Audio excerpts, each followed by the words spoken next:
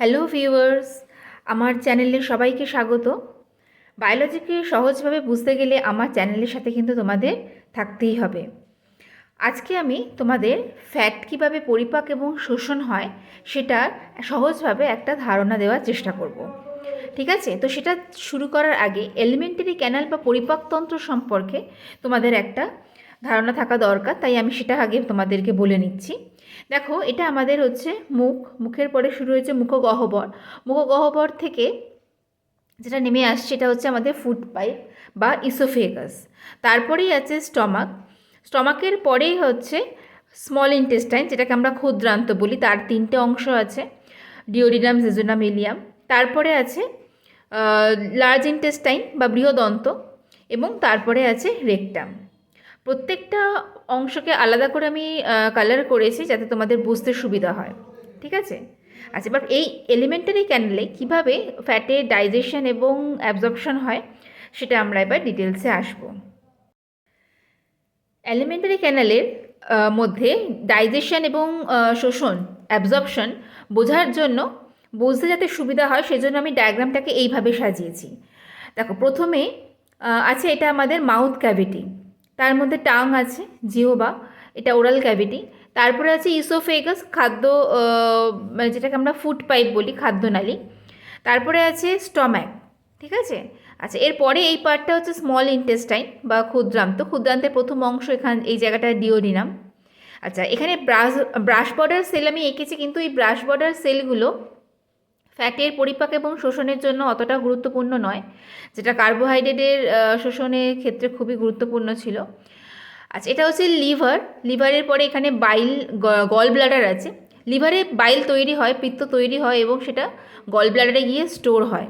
ঠিক আছে, জমা থাকে, এবং খাদ্য যখন আসে স্টমাকের পরে এখানে, তখন সেখান থেকে গল ব্লাডার থেকে সেই বাইল জুস বেরিয়ে আসে।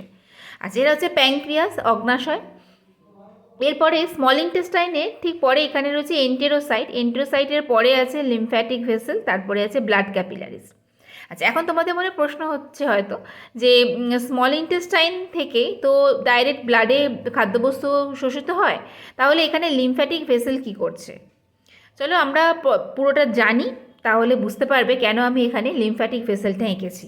ঠিক আছে, এসব ডিটেলসে যাই।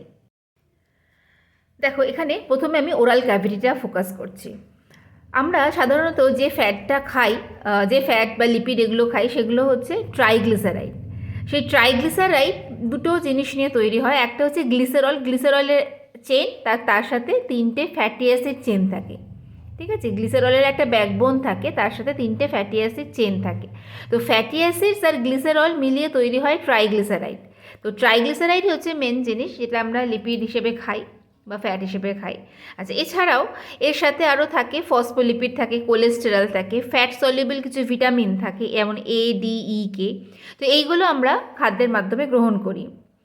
আচ্ছা, এখানে দেখো, আমাদের জিহ্বার নিচে একটা গ্ল্যান্ড আছে, নাম হচ্ছে ভন এবনার।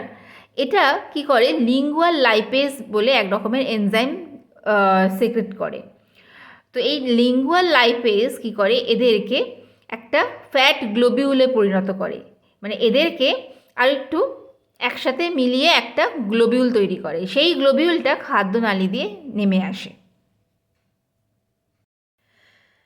খাদ্যনালী দিয়ে এই গ্লোবিউল নেমে এসে এবারে ঢুকছে স্টমাকে। তাহলে ওরাল ক্যাভিটির পরে এই খাদ্যনালী থেকে হয়ে এবার স্টমাকে ঢুকছে। তাহলে স্টমাকে এই ফ্যাট গ্লোবিউলটা আসার পর কি হয় দেখি। স্টমাকে এই ফ্যাট গ্লোবিউল আসার পর এখানে স্টমাকের ওয়াল লাইনিংয়ে কি এক রকমের সেল থাকে, চিফ সেল, সেখান থেকেই গ্যাস্ট্রিক লাইপেজ বেরিয়ে আসে। ঠিক আছে, 15% ফ্যাট ডাইজেশন কিন্তু এই গ্যাস্ট্রিক লাইপেজে হয়। তো স্টমাকে এবার এই গ্যাস্ট্রিক লাইপেজ আর এই যে ফ্ল্যাট গ্লোবিউলটা আসে, মেনলি স্টমাকের কাজ হচ্ছে এটা একটা ব্যাগের মতন কাজ করে। খাবারটা আসার পর কি হয়, এখানে আমরা জানি যে স্ফিংটার থাকে, তো বন্ধ হয়ে গিয়ে সেটাকে মানে মেকানিক্যালি সেটা আরও ভেঙে ভেঙে যায়, মানে টুকরো টুকরো করে দেয় খাবারটাকে আরও। ঠিক আছে, তো মেকানিক্যাল ব্রেকডাউনটা স্টমাকের মধ্যে মেনলি হয়। তো এবার গ্যাস্ট্রিক লাইপেজ তার সাথে আরও এর উপরে একটা আস্তরণ করে এগুলোকে আরও প্রসেসটাকে আরও এগিয়ে নিয়ে চলে, এবং সেখানে আরও ফ্রি চেইন ফ্যাটি অ্যাসিড তৈরি হয়। তখন যখন স্টমাক থেকে এটা বেরিয়ে আসছে তাহলে তার সাথে আমরা পাচ্ছি ট্রাইগ্লিসারাইড, ফসফোলিপিড, কোলেস্টেরল, ইডিইকে, এছাড়াও তার সাথে ফ্রি চেন ফ্যাটি অ্যাসিডস, এইগুলো এবারে ঢুকে আসছে স্মল ইন্টেস্টাইনে। স্মল ইন্টেস্টাইনে এদের উপস্থিতি কি করে, একটা সিগন্যাল তৈরি করে। কি হয় দেখো, এখানে ফ্রি চেন ফ্যাটি অ্যাসিড এসে এখানে যে সেল থাকে স্মল ইন্টেস্টাইনে ডিওডিনামের কাছে, সেটা হচ্ছে কি এন্টেরো এন্ডোক্রিন সেল। এই সেলগুলোকে এন্টেরো এন্ডোক্রিন বলে। এদের কাছে একটা সিগন্যাল পাঠায়, এদের উপস্থিতি এদের কাছে একটা সিগন্যাল নিয়ে যায়, সেই সিগন্যালের মাধ্যমে সিসিকে খরিত হয়। সিসিকে, ঠিক আছে, সেটা হচ্ছে কোলেসিস্টোকাইনিন। কোলেসিস্টোকাইনিন খরিত হয়। এরা এই কোলেসিস্টোকাইন কী করে, লিভারকে কোলেসিস্টোকাইনিন কী করে, গল ব্লাডারকে বলে তুমি এবারে বাইল জুস বার করো, তখন গল ব্লাডার এখান থেকে বাইল জুস বার করে। ঠিক একই সিসিকে আবার প্যাঙ্ক্রিয়াসকেও বলে তুমি প্যাঙ্ক্রিয়াটিক জুস বার করো, খাবার এসে গেছে এখানে, তোমাদের কাজ করতে হবে, কাজ শুরু করো। তো সেই সিগন্যাল পাঠিয়ে দেয় প্যাঙ্ক্রিয়াসকে, সিসিকে। প্যাঙ্ক্রিয়াস তখন সেখান থেকে প্যাঙ্ক্রিয়াটিক লাইপেজ বার করে। আচ্ছা, এবার দেখো বাইল, যেটা আমি বলছি, বাইল প্রোডাকশন হয় লিভারে, সেটা স্টোর হয় গল ব্লাডারে, এবং খাদ্য এখানে আসলে তখন গল ব্লাডার থেকে সেই বাইল জুস আসে। তো বাইল জুসের মেন কম্পোনেন্ট হচ্ছে বাইল সল্ট। এই বাইল সল্টটা এই রকমের হয়, এদের একটা হেড পোর্শন থাকে যেটা হাইড্রোফিলিক, আর একটা টেল থাকে যেটা হাইড্রোফোবিক। হাইড্রোফিলিক মানে হচ্ছে ওয়াটার লাভিং, ঠিক আছে, জল আকর্ষী। আর হাইড্রোফোবিক মানে হচ্ছে জল বিকর্ষী, জলকে বিকর্ষণ করে। ফোবিয়া ভয়, বিকর্ষণ, এইভাবে মনে রাখো। আর ফিলিক হচ্ছে লাভ, মানে জলকে চায়। তো এটা হচ্ছে জলাকর্ষী না জল বিকর্ষী, দুটো প্রান্ত থাকে বাইল সল্টে। তো বাইল সল্ট এখানে চলে আসলো, লাইপেজও এসে গেছে। এবার এরা কি করে দেখো, এরা যে খাদ্যের যে ফ্যাট গ্লোবিউলটা, বড় গ্লোবিউলটা আমরা দেখলাম আগের ছবিতে, সেখান থেকে যখন এখানে আসলো সেটাকে আরও ব্রেক করে দেয়।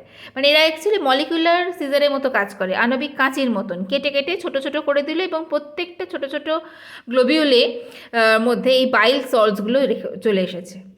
এবার এরা কী করলো, এই ছোটো ছোটো গ্লোবিউলসগুলোকে নিয়ে আসলো কোথায়, এই স্মল ইন্টেস্টাইনের পর্দার কাছে। নিয়ে এসে কী করে এরা, ওই যে ফ্যাট গ্লোবিউল যাদের মধ্যে তোমার ফ্যাটি অ্যাসিড, গ্লিসেরল, ফসফোলিপিড, কোলেস্টেরল এগুলো রয়েছে, ফ্যাট সলিবল ভিটামিন, সেগুলোকে ওরা ভেতরে পাঠিয়ে দিল, দিয়ে বাইল সল্টসগুলো আলাদা হয়ে গেল। কিছু বাইল সল্টস কী হয়, ওরা ওই লার্জ ইন্টেস্টাইনে চলে গেল, ফিকাল ম্যাটার তৈরি করবে, মল তৈরি করবে। আর কিছু আবার প্যাক করে কিন্তু গল ব্লাডারে চলে যাচ্ছে। তারপরে কি হলো, এখানে ফ্যাটের যে সাবস্টেন্সগুলো, ওই fatty acid, free chain fatty acid, phospholipid, এগুলো তো চলে আসলো। এই যে সেলটা এর সাথে আছে, এটাকে বলা হচ্ছে এন্টেরোসাইট সেল, সেই এন্টেরোসাইট সেলেতে চলে আসলো।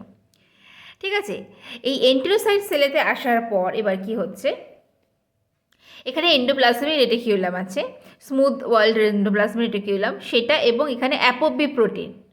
সে কী করছে, এগুলোকে আবার একটা কোট করে দিচ্ছে, এগুলোকে একটা আবরণের মধ্যে বন্ধ করছে। তো সেইটাকে আমরা বলছি কি কাইলোমাইক্রন। আচ্ছা, এখানে একটা জিনিস আমরা বলা মিস হয়ে গেছে টার্মটা, সেটা হচ্ছে কি, এই যে ছোটো ছোটো কণাগুলো এখানে তৈরি হয়েছিল না, এদেরকে বলে হচ্ছে মাইসেলি। এই মাইসেলিগুলো কিন্তু এখান থেকে স্মল ইন্টেস্টাইনের ওয়াল দিয়ে ঢুকিয়ে দিচ্ছে এই সাবস্টেন্সগুলোকে। তারপর এই সাবস্টেন্সগুলো আবার একটা কোট হচ্ছে এই অ্যাপোবি প্রোটিন সাহায্যে, সেটাকে আমরা বলছি কাইলোমাইক্রন। এবার এই কাইলোমাইক্রন যাচ্ছে পরের স্টেপে। দেখো এখানে এই কাইলোমাইক্রন এন্টেরোসাইট সেল থেকে এক্সোসাইটোসিস পদ্ধতিতে কিন্তু চলে আসছে লিম্ফ্যাটিক ভেসেলে। এবার প্রশ্ন হচ্ছে, কেন লিম্ফ্যাটিক ভেসেলে আসছে, ডাইরেক্ট তো ব্লাড ক্যাপিলারিতে ঢুকতে পারতো। এটা লিম্ফ্যাটিক ভেসেলে আসছে এই কারণেই, কারণ এটার সাইজ এত বড়, যেটা কিনা আমাদের ব্লাড ক্যাপিলারি, যেটা ইউনিসেলুলার, সেই ক্যাপিলারির মধ্যে ঢোকা এর এত বড় মলিকিউলের পক্ষে সম্ভব নয়। সেজন্য আগে লিম্ফ্যাটিক ভেসেলে আসছে। তারপর এখান থেকে যে ফ্যাট সাবস্টেন্সগুলো যে সেল যে অর্গানে দরকার সেইখানে ট্রান্সপোর্টেড হচ্ছে। সেই অর্গানে ট্রান্সপোর্টেড হবার পর তারপর সেখান থেকে থোরাসিক ডাক্টে আসছে, সেখান থেকে সাবক্লাভিয়ান ভেনে আসছে, হয়ে সেই পথেও ঢুকছে ব্লাড ক্যাপিলারিসে। এতে ওদের ব্লাড ক্যাপিলারিসে ঢোকাটা সহজ হচ্ছে। ঠিক আছে, এখন বুঝতে পেরেছো কেন লিম্ফ্যাটিক ভেসেলটা আমি এখানে এঁকেছিলাম। ঠিক আছে, তাহলে দেখো আলটিমেটলি ফ্যাট মুখগহ্বরে ঢুকলো, ওরাল ক্যাভিটি দিয়ে ঢুকে, তারপরে স্মল ইন্টেস্টাইন, স্টমাকের পরে স্মল ইন্টেস্টাইন হয়ে, তারপরে কিন্তু অ্যাবজর্পশন হলো, হয়ে কোথায় এলো, আলটিমেটলি ব্লাডের মধ্যে আমাদের ফ্যাটটা অ্যাবজর্ব হয়ে গেল। তাহলে এই ছিল ফ্যাট ডাইজেশন এবং অ্যাবজর্পশন। এখানে আমরা লাইপেজ কিন্তু দেখেছি 3 রকম, একটা লিঙ্গুয়াল লাইপেজ যেটা ওরাল ক্যাভিটিতে তৈরি হয়ে বেরিয়েছিল, সিক্রেট হয়েছিল, একটা গ্যাস্ট্রিক লাইপেজ, আর একটা হচ্ছে প্যাঙ্ক্রিয়াটিক লাইপেজ। একটু খেয়াল রাখবে, এখান থেকে এরকম প্রশ্ন আসতে পারে। 3 রকমের লাইপেজ কিন্তু এখানে 3টে জায়গা থেকে খরিত হয়েছে। ঠিক আছে, আমার ভিডিওটা ভালো করে দেখো, ছবিগুলো তোমরা আমার ভিডিওটা পজ করে তুলে নাও, এঁকে নাও খাতায়, যেটা কিন্তু খুব কাজে আসবে। আশা করি তোমাদের একটা ক্লিয়ার ধারণা আমি দিতে পেরেছি ফ্যাট ডাইজেশন এবং অ্যাবজর্পশন সম্পর্কে। আরও বিভিন্ন টপিক সম্পর্কে ক্লিয়ার আইডিয়া পেতে হলে আমার চ্যানেলের সাথে থাকো। খুব তাড়াতাড়ি আমি আবার নতুন টপিক নিয়ে আসছি সহজভাবে বোঝাতে।